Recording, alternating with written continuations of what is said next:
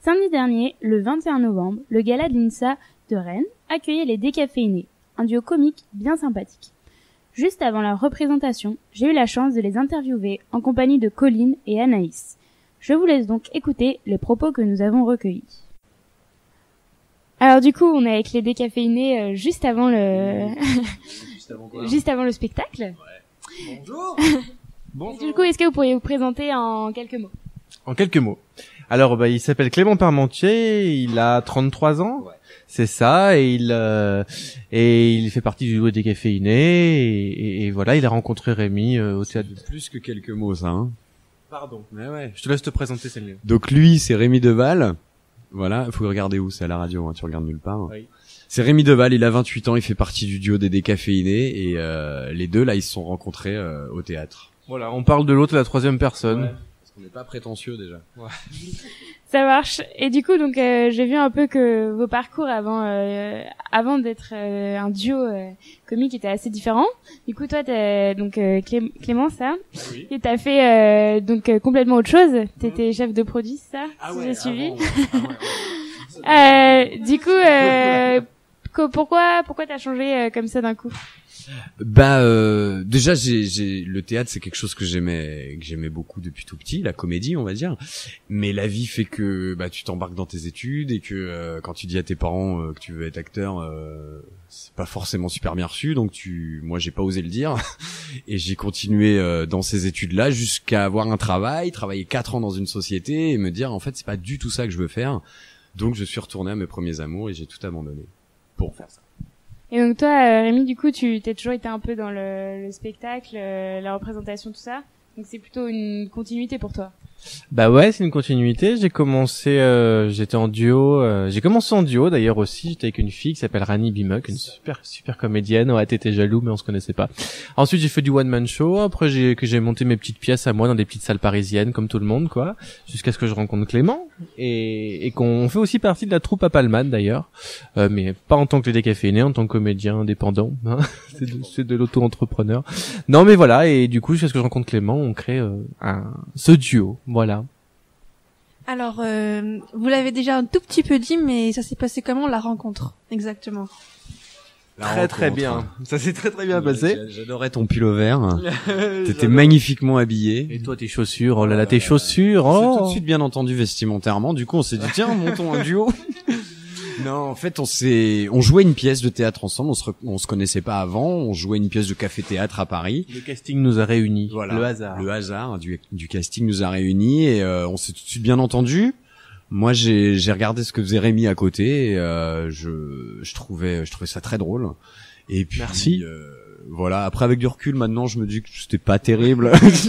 Moi aussi, là-bas, je le trouvais très drôle, puis avec le recul. On se connaît. Non, mais voilà, c'est une petite pièce de café-théâtre au théâtre d'Edgar, et c'était, et on s'est dit, viens, on monte un duo, comme ça, sans prétention, pour s'amuser à la base. Et puis, finalement, c'est beau, ça a amusé.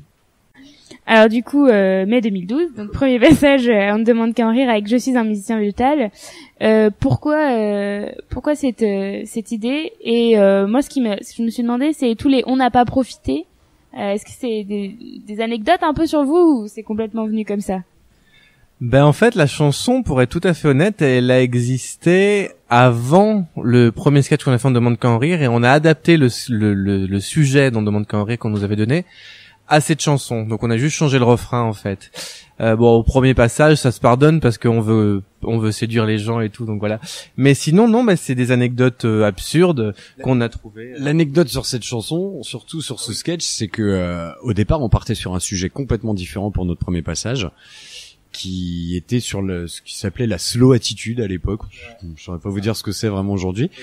Mais voilà, on avait écrit un truc sur ça, et puis une chanson, et puis finalement, la veille, Rémi me dit, il sort de sa cuisine avec un brocoli et un poireau. Frigo, du bac à légumes.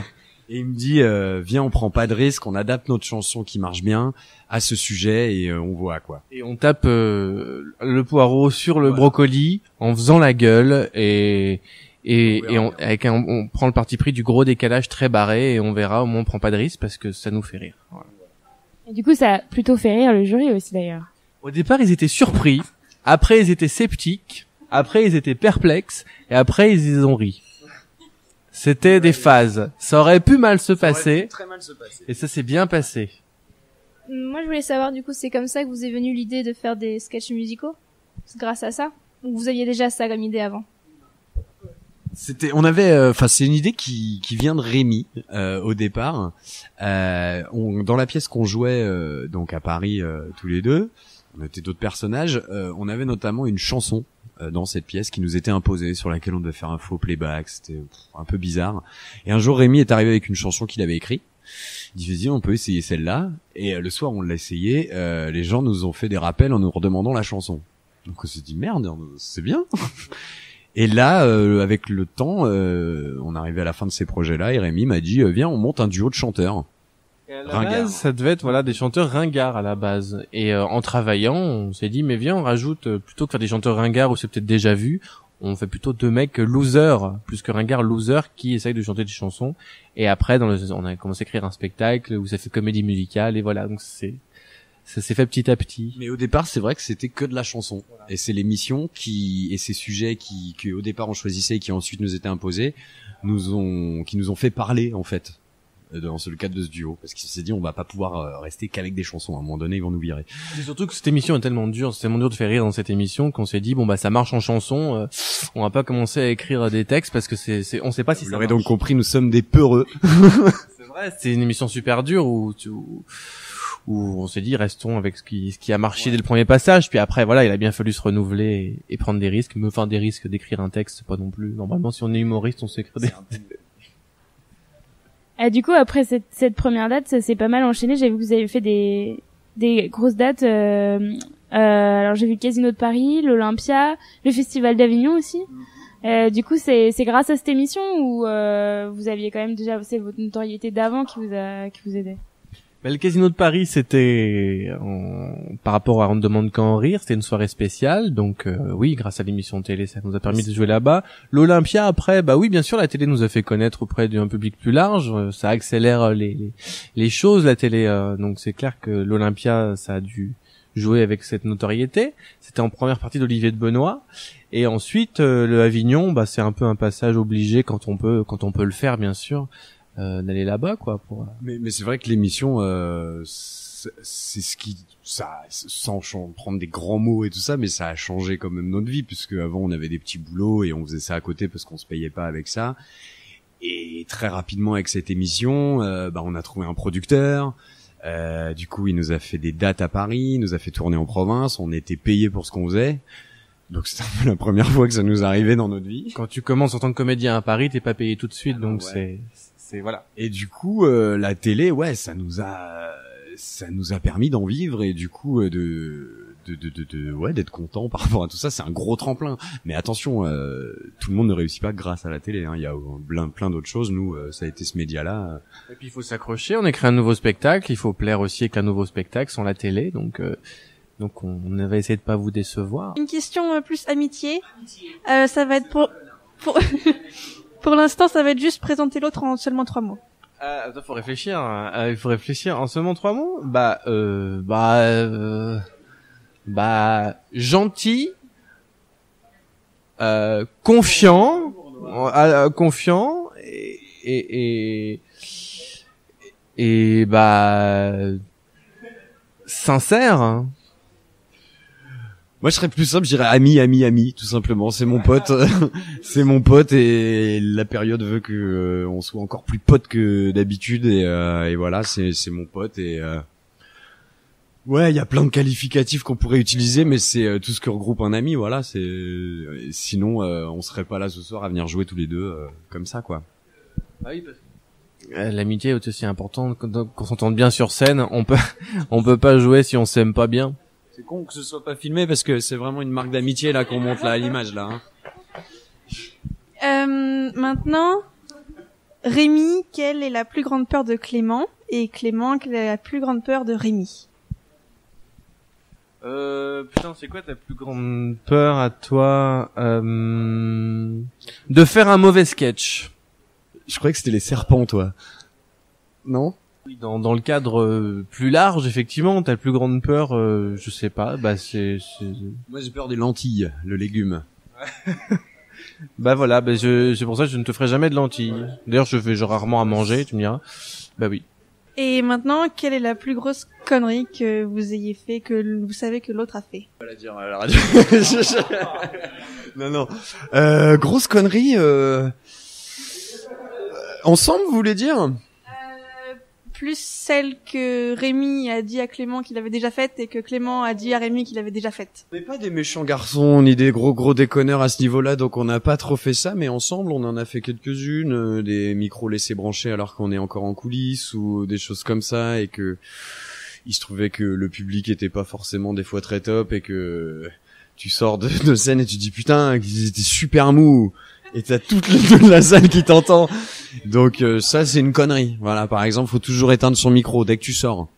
Sinon après qu'est-ce qu'on a c'est pas des conneries mais des petits trucs qui nous arrivent, c'est que on voit beaucoup de gens et du coup, il arrive très souvent qu'on ne se rappelle plus de ces personnes qu'on voit, mais ces personnes-là, elles se rappellent. Du coup, des fois, on fait beaucoup semblant. Ouais, parce qu'il y a beaucoup trop de fans, c'est pour ça. Il y a beaucoup trop de fans. Non, mais sinon, non, en conneries séparées, moi, je ne peux rien dire parce que c'est confidentiel. Mais Rémi, non, je sais pas. Je le vois pas faire des grosses bêtises. Une fois, j'ai voulu faire un poulet au curry et j'ai mis du paprika. Ça a foutu la merde. C'est vrai qu'on a failli se séparer à ce moment-là. Grosse connerie.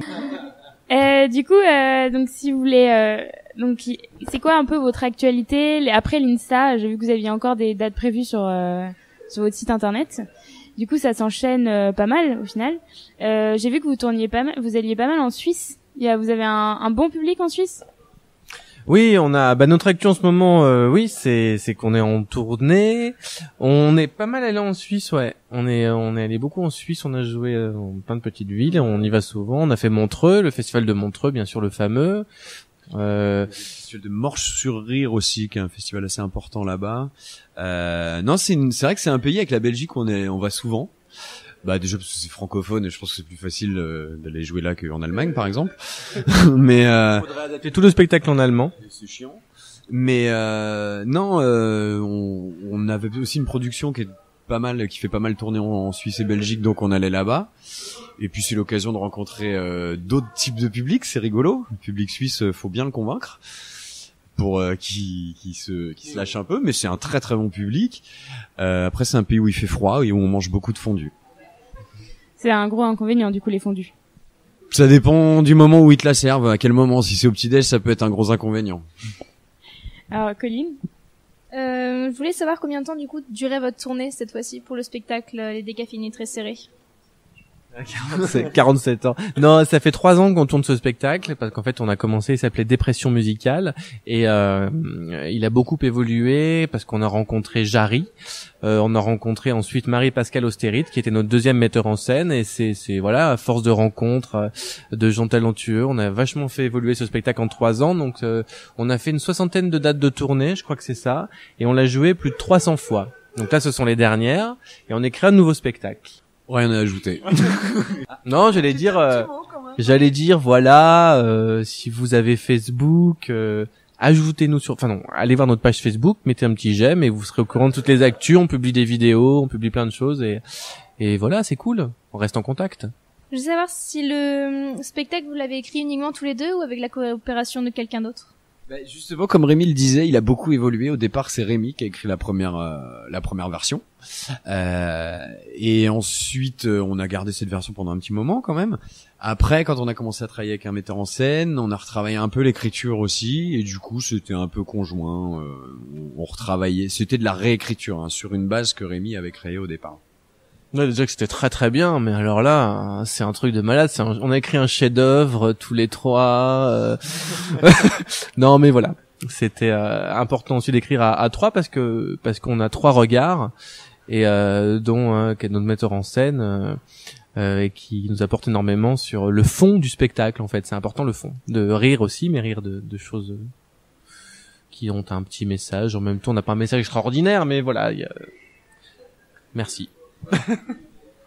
Et votre spectacle en quelques mots, ça donne... Ah, merde. Non, c'est l'histoire de 2 potes bien losers, bien dépressifs, dont un va encore plus mal que l'autre. et ils essaient de se remonter le moral, d'apprécier quand même la vie malgré tout, mais c'est quand même deux beaux débilos bien losers qui chantent quand ça leur donne quand ils ont envie de chanter, qui gueulent quand ils ont envie de gueuler, qui sont très bêtes. Ça, il faut le dire, je pense, ils sont un peu stupides. Bien qu'il y en a un des deux qui déprime pour des raisons absolument ridicules, et l'autre déprime parce que l'autre déprime, donc ils s'en sortent pas, et donc celui qui déprime le moins, c'est de consoler celui qui déprime. Enfin, vous avez compris, c'est un gros cercle vicieux, et c'est pour ça que c'est rigolo.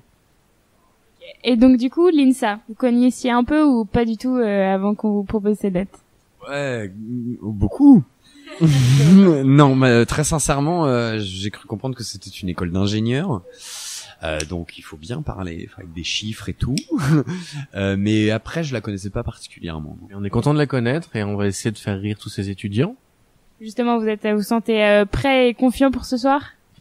Moi, je suis mort de trac, mais je suis en même temps très très content d'être là parce que déjà, bah voilà, ça nous permet de connaître votre école.